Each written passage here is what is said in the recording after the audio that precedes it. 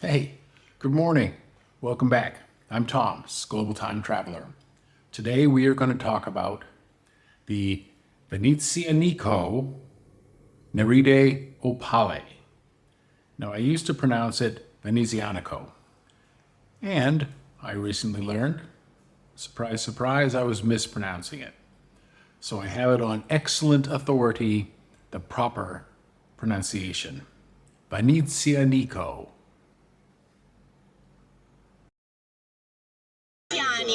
Venezianico. Oh yeah. So we are going to talk about the characteristics of this beautiful watch. We'll compare it a little bit with another very popular model, the Rolex Submariner. Now, they are not direct competitors by any stretch of the imagination. I know the thumbnail had the clickbait of, is this a nicer Submariner? It's a more beautiful watch. There is no argument over that. The Rolex, frankly, when you look at it, it's a tool watch, but it's not designed to be something that is artistic and beautiful. It's a bit boring, but that's okay. I'm boring, and boring isn't always bad. But let's get into the specifics of the Venezianico, the Opale, and learn a little bit about this company and this watch. Glad you're with me. I hope you enjoy it. I'm going to have fun. Cheers.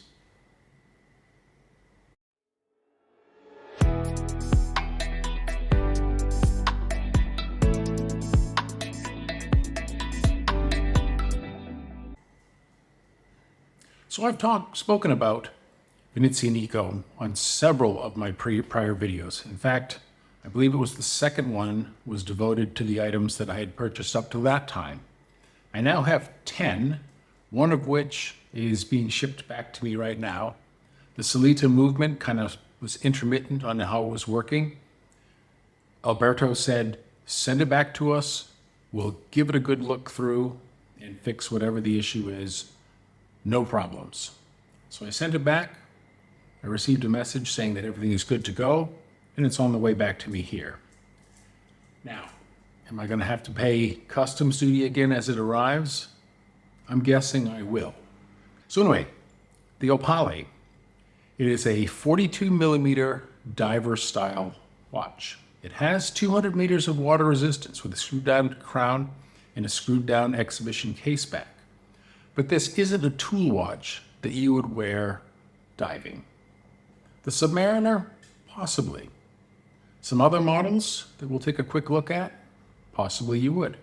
Again, if you watched my video on dive watches, the reality is you're going to wear a dive computer, a digital battery-operated model that calculates everything for you rather than manually trying to track on a mechanical watch.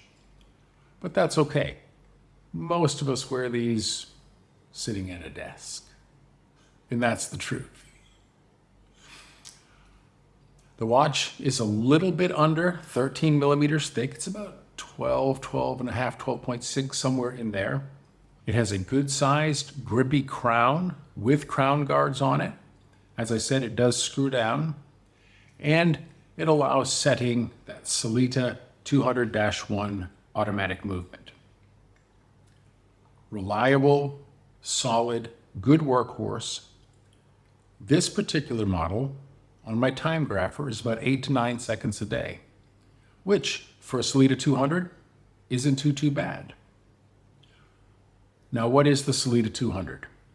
Essentially, ETA developed the 28-24 automatic movement back, I believe it was in the 70s. The patent for that movement has since expired.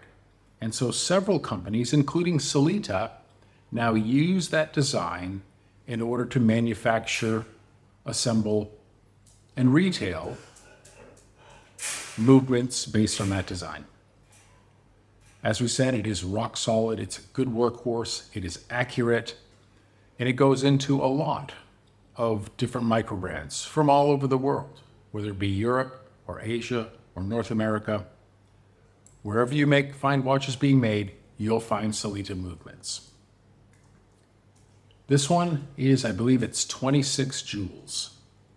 It has about a 40-hour power reserve from that mainspring. It is just a single barrel design, so it's not like a coaxial that has dual barrels, and it's not a model that has been detuned down to 3 hertz so that it can extend out that power reserve, kind of like you'll see in a Powermatic 80. Again, also based on a different ETA movement.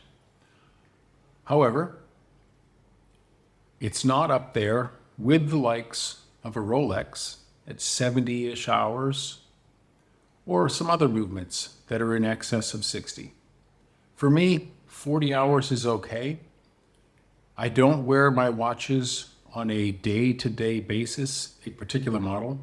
I do swap out quite a few because, as I've said before, I have a lot of watches and I like to match my watch and my outfit. Very metro of me. But I do like to go through my watches and decide, what do I want to wear today? What do I feel like today? And this particular model, the Opale, is one that I would need to wear on a fairly dressy occasion, I believe. Now, I could wear it with jeans and a t-shirt. It might look a little bit out of place, but that wouldn't bother me. Now, looking at the rest of the watch, the case is 316L stainless steel. It has a tungsten bezel insert that is very highly polished. It is 120 click, unidirectional rotating bezel. Has a nice sound and a good feel to it. The bezel is grippy. It doesn't slide. It has no back play on it, aside from what you would need for keeping the mechanism clean. And it's very clearly marked, and it is well loomed. The real thing, though, is that dial. So opal is a natural material, comes from the ground. It is not crystalline. It is mostly silica, but it does offer very nice reflections and diffractions of light, giving you multiple beautiful colors. This particular material used in this style was lab manufactured. Let's talk about that gorgeous opal dial.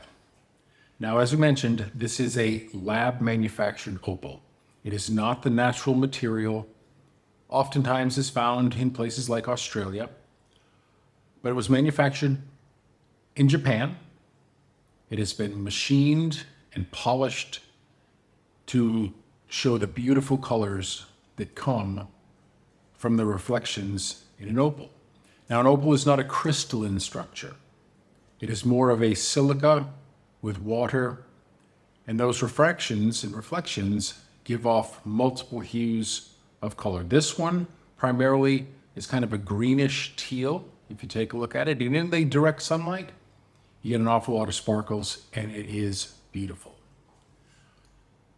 The dial is cut, polished, and then sealed with multiple layers of a clear lacquer.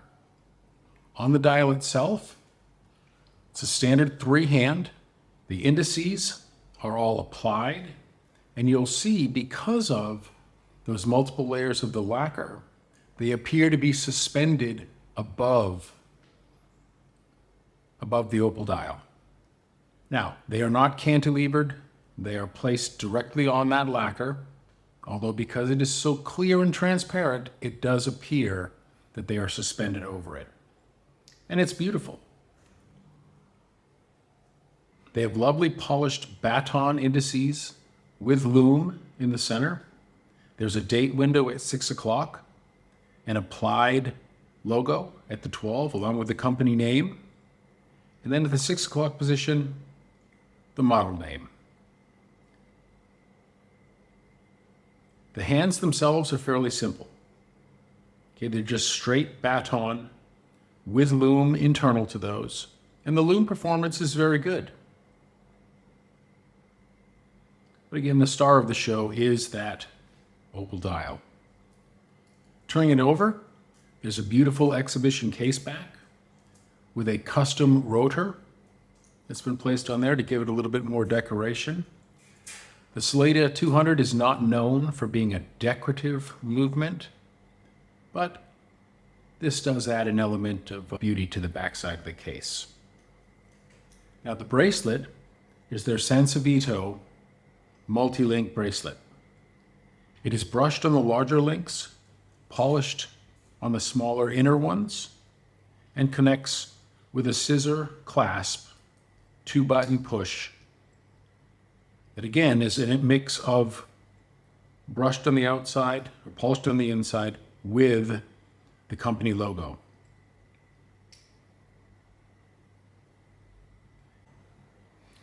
The end links are of a negative style or a female style, and they offer superb articulation. Every link articulates wonderfully on this watch, making for the ability to get a great fit on your wrist.